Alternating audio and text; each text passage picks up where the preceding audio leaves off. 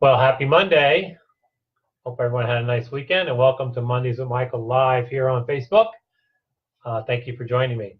For those of you who have been with me the last few weeks, you know that we're going on this team building journey, going over the 5 areas of the 5 behaviors of a cohesive team. As always, I'm going to start with a bit of a commercial. Join us October 18th at lunch here in Tyson's Corner.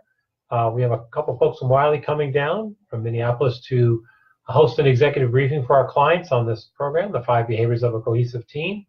You get to learn a little more about the program in depth, get to see some of the reports, get to talk to some of the Wiley staff, get to meet Sharon and I and some of our clients. So if you'd like to join us, please message me here on Facebook or email me, ferraro@trainingsolutions.com. We'll get you registered for the event. Should be a really good event and give you full access to the product. So over the last 4 weeks, we've covered the 4 first areas of this program. We covered trust, the first module, why trust is so important as the base, the foundation of any successful team, some of the nuances and some of the things that are learned in each module. So we started with trust. Also talked a little about DISC. We bring DISC out into the first module. So once we built trust, then we went into the second module, which is conflict. Passionate debate of ideas, very, very important on a team. Being able to disagree, but not being disagreeable. Focusing on the facts and not personality. So really getting to the heart of the issues, getting those issues out, and very, very important as far as having this healthy debate of ideas. Once you've had this healthy debate of ideas and the team decides on which way they're going to go, which direction they're going to go, we talked about commitment to the team, So weighing in and buying in, but eventually committing to the team, the direction the team is going on. And then last week we talked about accountability, which we talked about being the most difficult of all 5 steps. And that's peer-to-peer accountability. How do team members keep each other accountable on a team? Rather than the boss keeping everyone accountable, team members keep each other accountable. Which leads us to the 5th step, which we're going to talk a little bit about today, and that's results. Team results. How do you get to a place with the group where the group is more responsible or feels as more responsible for the team results as they do their individual results? So as always, we take a look at the assessment. So the assessment does ask the group questions about how they feel about group results. And these are the things that we get feedback on. So the first question we ask them is, team members value collective success more than individual achievements? You know, and everyone wants to do a good job individually. And we all want to do a good job. Well, you know, what we bring to the team, we want to do well. But is the team as committed to the results of the group? Just as important, but sometimes even more important than individuals. So again, we talk about that a little bit. The second thing we look at are team members willing to make sacrifices in their areas for the good of the team. Am I willing to sacrifice some of my work so that the team results will be better? Interesting question. We'd have a deeper dive discussion around that. When the team fails to achieve the collective results, each team member takes personal responsibility to improve the team's performance. Again, is the performance of the group more important than my individual performance on this task or on this mission? We've discussed that. Team members are quick to point out the contributions and achievement of others. We talked a little about this in the accountability, but the team's ability, your ability to pat someone else on the back that may do a great job, a better job, helping get the team to where it needs to be. So again, pointing out those contributions from a team perspective. There is a bit of discussion around the individual's DISC style, so there is some talk around DISC in this module based on my DISC style. Am I more focused on myself, or am I more focused on the results of the team? And again, depending where you're on the DISC model, each of the 4 styles has a tendency to either be self-centered or other-centered. So we talk a little about that in this module also. We do talk about maybe some common distractions that will keep folks from focusing on team results, and these are the things we look at. Does this group have put more emphasis on the personal goals rather than the team goals? Is there a lack of shared rewards? Does the team reward itself when it achieves team goals? Is the emphasis on career status more important than team results?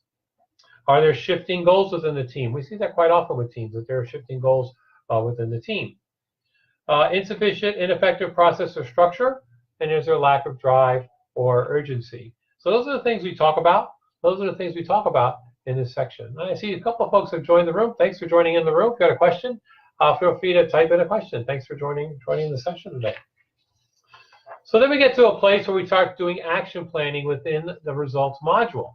So within the results module, again, there's two parts of the action planning process. There's the individual action planning.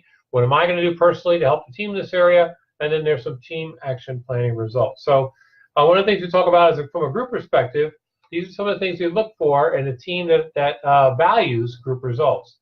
So the team that focuses on team results minimizes individual behavior, individual results, enjoys success as a team, and also shares in the failure if need be. Benefits from individuals who subjugate their own goals for the good of the team. And then avoids distractions. We're focusing on the team results rather than the individual results.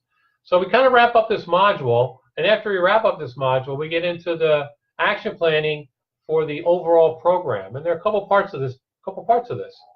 So we go back and take a look at the action items from all 5 modules. And as we go through the program, my role as the facilitator is to capture all those action items. And I capture all those action items, I put them into what we call a team playbook.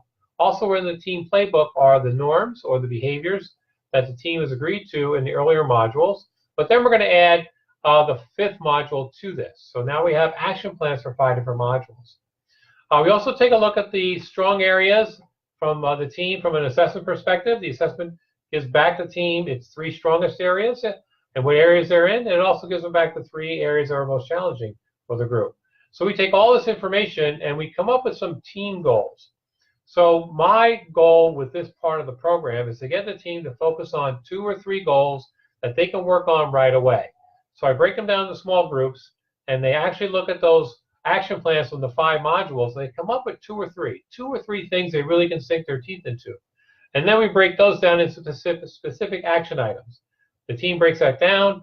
We come up with action items. We come up with timelines, and we get the group to actually own up. People actually volunteer to take on pieces of those action and goal items. So it's very, very important that you wrap up the program with a call to action.